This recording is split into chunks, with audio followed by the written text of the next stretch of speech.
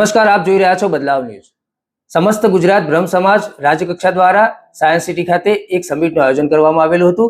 બ્રહ્મ સમાજ દ્વારા આયોજિત આ સમિટમાં બ્રાહ્મણો દ્વારા ચાલતી વિવિધ પ્રવૃત્તિઓના સ્ટોલ કરવામાં આવ્યા હતા। તપોધન મહાસભા દ્વારા ચાલતા તપોધન મુખપત્રના એક સ્ટોલમાં બનાવવામાં આવ્યો હતો। તંત્રી રાજેન્દ્ર રાવલ અને વ્યવસ્થાપક દીપક રાવલ દ્વારા આવનાર મહેમાનોને તપોધન મુખપત્ર વિશે માહિતી આપવામાં આવી હતી। તપોધન મુખપત્રના સ્ટોલની વિઝિટ માનનીય મુખ્યમંત્રી ભૂપેન્દ્રભાઈ પટેલ સાહેબ દ્વારા કરવામાં આવી હતી। તેઓએ તપોધન સામયિકમાં ચાલતી વિવિધ પ્રવૃત્તિઓની માહિતી મેળવી હતી। આ સિવાય શક્તિસિંહ ગોહિલ, મહેશભાઈ મહેતા સહિત ગુજરાતના અગ્રણીઓએ તપોધન માસિકના સ્ટોલની મુલાકાત લીધી હતી।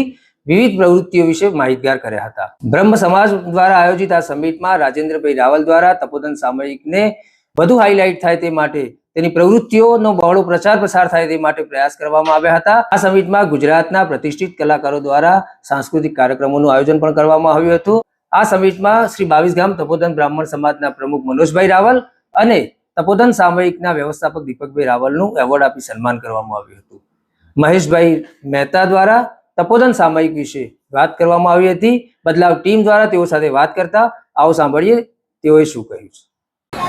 ગુજરાતમાં જ્ઞાતિ સામાયિકોની ભૂમિકા આ વિષય પર આપણી સાથે વાત કરી રહ્યા છે ગુજરાતના પ્રબુદ્ધ બ્રહ્મ બુદ્ધિક ગુજરાત રાજ્ય સમગ્ર શિક્ષા પરિષદના કાબિલ સચિવ અને હવે જેમના જ્ઞાન દ્વારા ગુજરાતમાં બુદ્ધિનું રોપણ થઈ રહ્યું છે તેવા માનનીય મહેતા સાહેબ શિક્ષકોના પ્રિય આપણી સાથે વાત કરી રહ્યા છે તપોધન મુખપત્ર અને જ્ઞાતિ સામાયિકોની ભૂમિકા।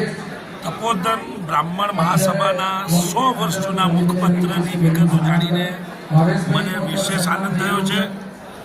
મને યાદ છે ત્યાં સુધી નર્મદે ડાડીઓ નામનું મુખપત્ર 100 વર્ષ પહેલાં શરૂ કરેલું, એની સમકાલીન એવું આ મુખપત્ર જ્યારે પ્રિન્ટિંગ વ્યવસાય પણ એટલો બધો આધુનિક રીતે ડેવલપ નહોતું થયેલું ત્યારે લોકો ભોજપત્ર ઉપર લખવા માટેની બાબતોથી ટેવાયેલા હતા। ત્યારે આટલા સાતત્યપૂર્ણ વર્ષોથી આ પરંપરા જે લોકોએ જાળવી રાખી છે એ તમામ વ્યવસ્થાપકોને હું બિરદાવું છું।